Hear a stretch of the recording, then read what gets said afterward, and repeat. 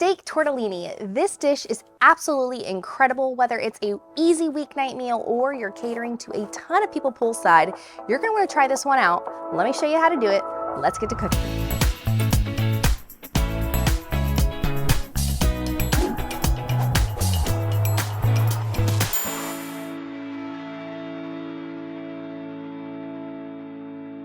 So the vegetables are so fun to work with because really you could use whatever you want in your pantry here.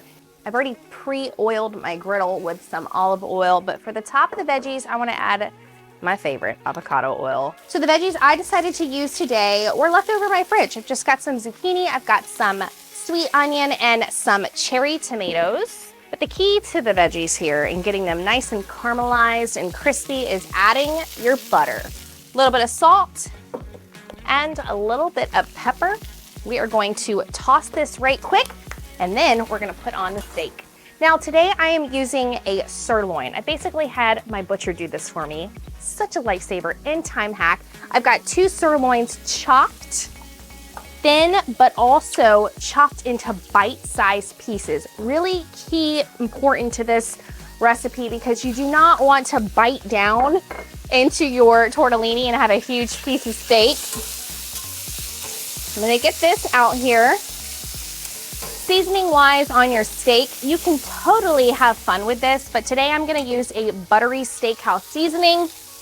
I love a Buttery steakhouse seasoning on the steak because, well, it says it right in there. It's buttery and it's a steakhouse flavor, so why not?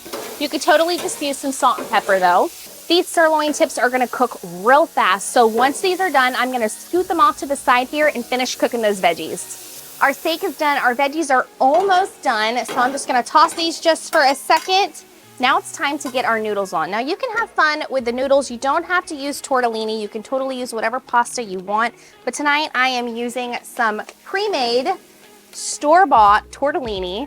So this tortellini is par cooked, so it's almost done. So basically what we're doing is we're just gonna add some water to steam it up, and then we're going to add a dome on it. Let that cook for a couple of minutes, and we will be back. Now here comes the fun part. We're just gonna mix everything up. I'm gonna take this dome off. Those tortellinis are looking nice and plump. And I love this part of the recipe because this is where if you have kids, you can totally bring them in to help because it's almost like science how this ending part happens. Now we're going to take our spinach right on the top. Then we're going to take our goat cheese. Now, I love already seasoned goat cheese. I'm using just a garlic herb goat cheese. I'm gonna plop that, yep, right on top, just like that. And I'm going to fold in. So basically what this is going to do is it's going to melt that cheese, that goat cheese, and that's going to be your sauce. There's no other sauce in this recipe but the cheese. We're gonna let this cook down for a couple of minutes, and then after the cheese gets ooey gooey melted, then we're gonna plate. As you can see, everything is melted down beautifully. Look at that goat cheese, just nice and cheesy throughout the tortellini and the steak pasta. We're going to plate this here. Now, the great thing about this is, remember, it could feed a ton of people or just you and hubby on date night. But I gotta tell you, this is looking fabulous. We've gotta try. I've gotta get a little bite of everything. A little tortellini, some onion, some steak there, spinach. Here we go. Y'all. I gotta tell you, top 5, I'm gonna say it, top 5 of my favorite recipes I've ever made. And that's a big statement.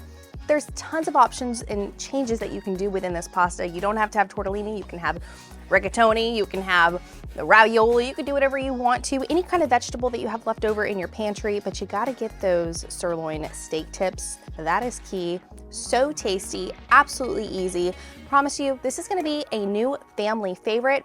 Remember, you always gotta keep it quick, you gotta keep it simple, and most importantly, don't forget, you gotta keep it delicious. My name is Taylor Mock, and I'm gonna see you on the next episode, and well, I'm probably gonna be about 10 times bigger than now because I'm gonna finish this plate. Cheers.